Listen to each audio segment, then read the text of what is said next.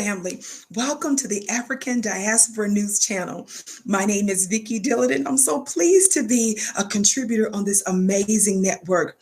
Please make sure that you like, that you share, and that you subscribe. Family, I want to share very briefly this story concerning what took place here in the United States with Senate Majority Leader Mitch McConnell. Mitch McConnell is a longtime congressperson out of Kentucky, and he has done a lot of shady stuff, especially during the Obama administration, where he helped to hold up a Supreme Court nomination. He made sure to stifle a lot of the legislation that Obama wanted to push through, he along with other Republicans. He has truly been an impediment to the advancement of American justice and law here in this country. And it's been strategic. It's been on purpose. Recently, Obama came out and gave a little bit of criticism to the way Donald Trump has been handling and blundering the COVID-19 coronavirus issue in this country. We know that Donald Trump is the greatest example of failure that the world has ever seen. We know that he is a credibly alleged sexual abuser. We know that he is a racist. We know that he is a shady businessman. We know that he is a liar, where they've documented tens of thousands of lies that he's told or misstatements. We know that there is a lot of destructive, diabolical activity that one could conclude, arguably say, that he has been engaged in. We also know that Donald Trump reminds us on a regular basis here in this country that white supremacy is a lie. Somebody black talk black to me. Donald Trump has more baby mamas than anybody I know. Donald Trump cheated on all 3 of his wives. Donald Trump is responsible for having untold numbers, credibly alleged to have been engaged in untold numbers of abortions from women that he knocked up. And the list goes on and on. We know that the corruption that this White House has seen, open corruption, is unlike we've seen in other administrations, even though we understand that a lot of devilment took place in other administrations, but not as openly as his. Watch this. So recently, Obama gave a little bit of criticism about Donald Trump without actually saying his name. And this is what Mitch McConnell had to say in response. I quote, I'm reading from the courierjournal.com. I think President Obama should have kept his mouth shut. You know, we know he doesn't like much this administration is doing. That's understandable. But I think it's a little bit classless, frankly, to critique an administration that comes after you. I repeat the first part of what Mitch McConnell said. I think President Obama should have kept his mouth shut. Donald Trump, who calls black players calls black players sons of bees. Donald Trump, who has called black nations S-hole countries. Donald Trump, who had to pay back, and his daddy's company, real estate company, paid back millions of dollars because his employees were instructed to discriminate against black would-be residents. Donald Trump, who called for the execution, for the murder of innocent black men in New York, turns around, and we also know he's responsible for the lie that Obama, was an American, that about his birth certificate situation, right? He started that racist. He really pushed that racist agenda. Donald Trump, who has called people all kinds of names. Mitch McConnell didn't have that criticism for Donald Trump when Donald Trump, while occupying the White House, said such racist and disgusting things. He didn't have that criticism for Donald Trump to say he should keep his mouth shut. But to a former president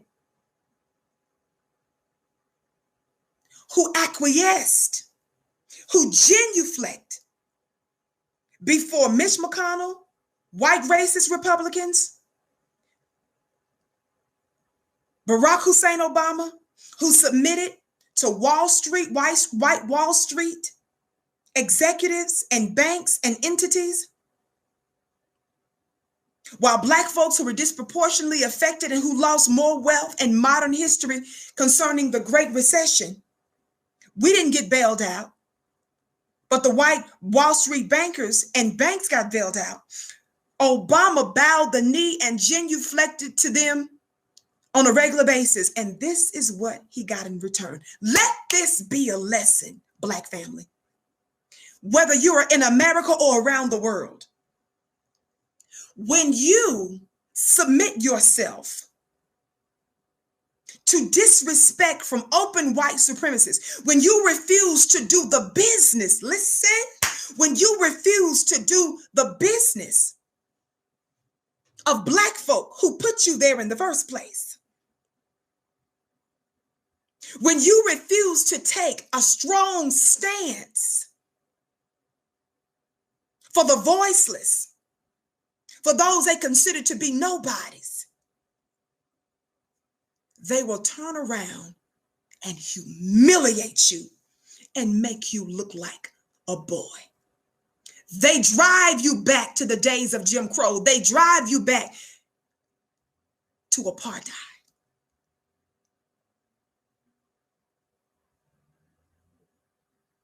When you show weakness, and when you allow yourself to be run over, and when you allow the interests of your people, the business of your people to remain undone. Obama gave many excuses as to why he was against reparations. Obama refused to push reparations for Black people.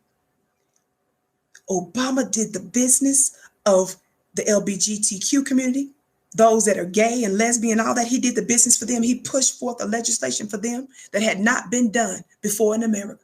That happened under Obama. Obama pushed for historical legislation for illegal immigrants, people who are not even citizens of this country. They managed to get a law passed in America when the foundational Black American citizens can't even get a law passed in America just for them. A Black economic policy specific for Black people, like reparations. Isn't that something? Obama supported legislation and policies that disproportionately advanced and benefited the already privileged, while further setting back Black folk in America. And they're still making him look like a boy. Let that be a warning to anybody that would refuse to do the business of your own people. They will unman you. Lord have mercy. Did you hear what I said? They will unman you and make you look like a boy and do exactly what Mitch McConnell did. Mitch McConnell, who didn't hold the highest office in the land, but was extremely influential. And he's still in office today as a senator out of Kentucky.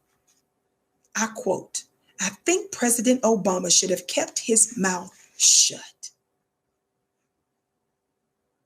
Obama, who has been quiet, Obama refused to investigate and prosecute George W. Bush and his administration for their war crimes. In fact, Obama gave George Bush's daddy one of the highest medals in the land. Did y'all know that? Obama made Joe Biden, who is the mastermind behind one of the most racist policies in recent history, the 1994 crime bill, Plus, Joe Biden supported a whole lot of other racist policies before that and said a whole lot of racist things and called black folk predators too. Obama made him the vice president of the United States. Why? To pull over other racist white folk. And Obama openly rejected and denounced the Honorable Minister Louis Farrakhan at Hillary Clinton's urging during one of their debates. And he distanced himself from Reverend Jeremiah Wright, his own pastor, who married him and Michelle Obama, and who baptized his children. Obama was willing to distance himself from those strong black pro-masculine men just to appease white supremacists. Let that be a warning to those of you that would lower yourself and your people in order to win white approval and to gain nearness to whiteness. Shame on you. Mitch McConnell turned around after all that Obama did for white America.